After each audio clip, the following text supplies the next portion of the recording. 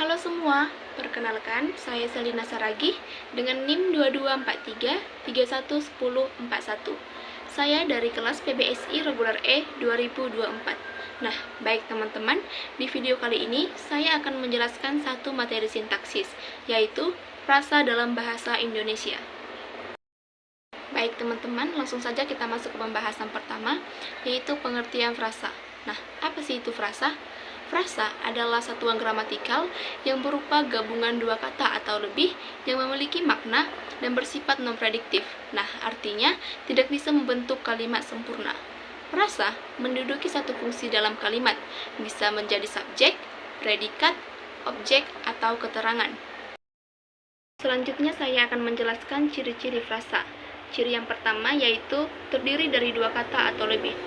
Frasa tidak cukup hanya dengan satu kata, harus ada dua kata atau lebih, yang dimana kata pertama itu menjadi kata utama atau inti, sedangkan kata kedua merupakan kata penjelas atau kata tambahan. Contohnya, rumah besar. Nah, di sini rumah sebagai kata utama dan besar sebagai kata tambahan. Ciri yang kedua yaitu bersifat non-prediktif. Frasa tidak tersusun dari kata yang menjadi unsur predikat, sebab frasa hanya terdiri dari kata utama dan kata tambahan saja. Kalau sudah ada predikat, maka itu bukan lagi disebut frasa, tetapi klausa. Contohnya saya buat anak kecil. Nah, ini sudah termasuk frasa karena belum ada kata kerja di dalamnya. Tapi jika saya tambahkan kata menangis menjadi anak kecil menangis, itu bukan lagi frasa karena sudah ada kata kerja, yaitu menangis. Ciri yang ketiga yaitu memiliki makna gramatikal. Artinya, ketika kedua kata disusun, maka makna dari kedua kata tersebut akan tersampaikan dengan jelas, sehingga mudah untuk dipahami. Contohnya, rumah sakit. Seperti yang kita ketahui, rumah sakit adalah tempat merawat orang sakit, bukan rumah yang sakit. Oke, selanjutnya, ciri yang terakhir yaitu menduduki satu fungsi sintaksis dalam kalimat. Dalam sebuah kalimat, frasa hanya berperan sebagai satu bagian saja, bisa sebagai subjek, objek, atau keterangan. Contohnya, Selin dan Merin sedang mengerjakan tugas. Nah, ini adalah termasuk frasa karena sudah terdapat subjek dalam kalimat tersebut, yang dimana subjek yaitu Selin dan Merin. Selanjutnya, saya akan menjelaskan fungsi frasa. Nah, yang pertama sebagai subjek.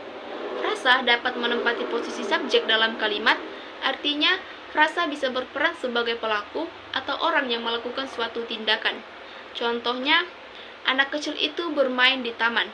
Nah, frasa anak kecil itu adalah subjek, yaitu yang melakukan kegiatan bermain. Nah, yang kedua sebagai predikat. Frasa dapat menempati posisi predikat dalam kalimat, artinya frasa bisa berfungsi untuk menjelaskan atau menyatakan sesuatu tentang subjek.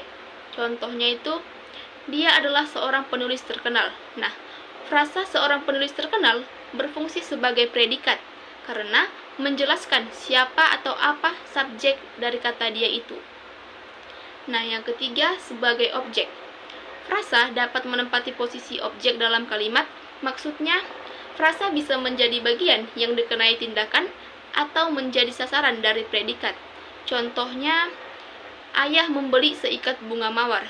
Nah, frasa seikat bunga mawar adalah objek, yaitu benda yang dibeli oleh ayah. Yang keempat yaitu sebagai pelengkap. Frasa dapat menempati posisi pelengkap dalam kalimat, artinya frasa ini melengkapi makna predikat, sehingga kalimat menjadi jelas dan utuh. Contohnya itu, kakak merasa sangat lelah. Nah, frasa sangat lelah melengkapi makna dari kata kerja merasa, menjelaskan apa yang dirasakan oleh kakak. Nah, yang terakhir, sebagai keterangan. Frasa dapat menempati posisi keterangan dalam kalimat, artinya frasa ini memberikan informasi tambahan, seperti tempat, waktu, cara, atau tujuan. Contohnya, mereka bermain di halaman rumah. Nah, frasa di halaman rumah berfungsi sebagai keterangan tempat, menjelaskan di mana mereka bermain. Baik, sekian penjelasan materi dari saya. Terima kasih.